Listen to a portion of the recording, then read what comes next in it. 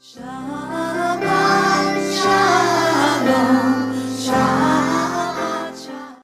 Shabbat Shalom. Welcome back to Take Time for Torah. This week is Parshat Va-Yishlah. I'm so glad that you've joined us for it. Parshat Va-Yishlah has the encounter between Jacob and Esav. If you remember, Jacob left his home under not great circumstances. Esav had sold him the birthright for a bowl of soup, and Jacob and Rivka had conspired against Isaac to gain the firstborn blessing. And so Esav was really very angry. And now, 21 years later, plus, Jacob and Esav are going to encounter each other for the very first time. And in that encounter, Jacob is nervous, he's scared, he's wondering what's going to happen. He splits his camp in two, so some will be saved if Esav maintains his grudge. And he approaches Esav in the following way, with his entourage, his family, and with gifts. And Esav looks around and he sees all of this. He says, "What is all of this?" And Jacob introduces him to his family, to his entourage, to his wife Rachel. And then Esav says, "Why are you giving me all of this? What do you mean by all this company which I have met?"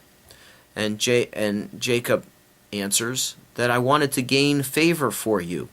And Esav answers, "I have enough, my brother. What you have should remain yours."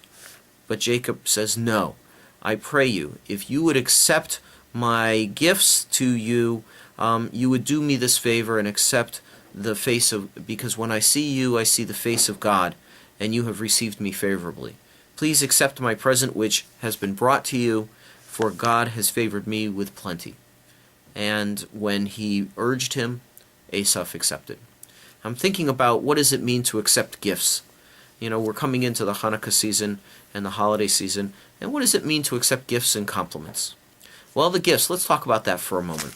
The gifts are, people go and choose to give gifts as a sign of love and compassion and of collegiality. And there's really 5 things to think about when receiving a gift. First of all, open the gift in front of them if you can. And if you can't, that's fine. That leads to the second. If you like the gift, smile and act pleased.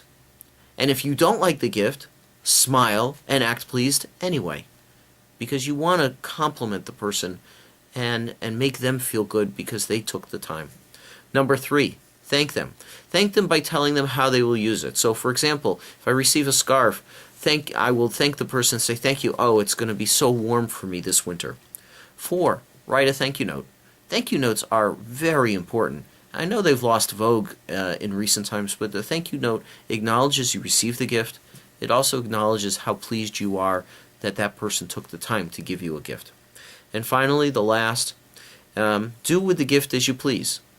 You are under no obligation to display it for the next 25 years.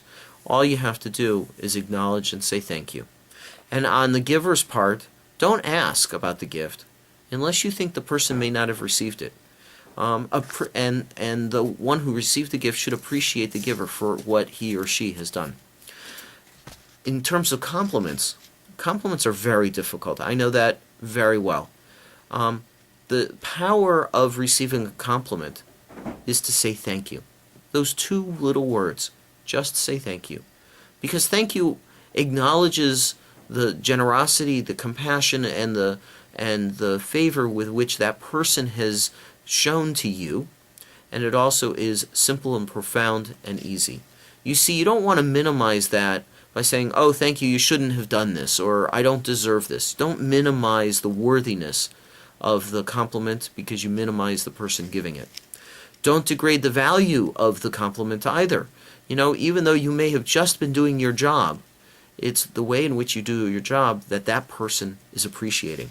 And finally, don't show a lack of confidence, saying, "Oh, really, I could have done better. Thank you for the compliment, but I could have done better." That shows a lack of confidence. That person is not thanking you because you show a lack of confidence. They're thanking you because they think what you do is important. The profound moment of receiving a compliment is saying thank you, because it helps to build relationships. It helps to enhance the relationship you have with that person, and it helps you as a person grow in confidence, grow in skill, and grow in the way it means to be spiritual and emotional. So with those thoughts, I wish all of you a wonderful, wonderful Shabbat and weekend. Shabbat.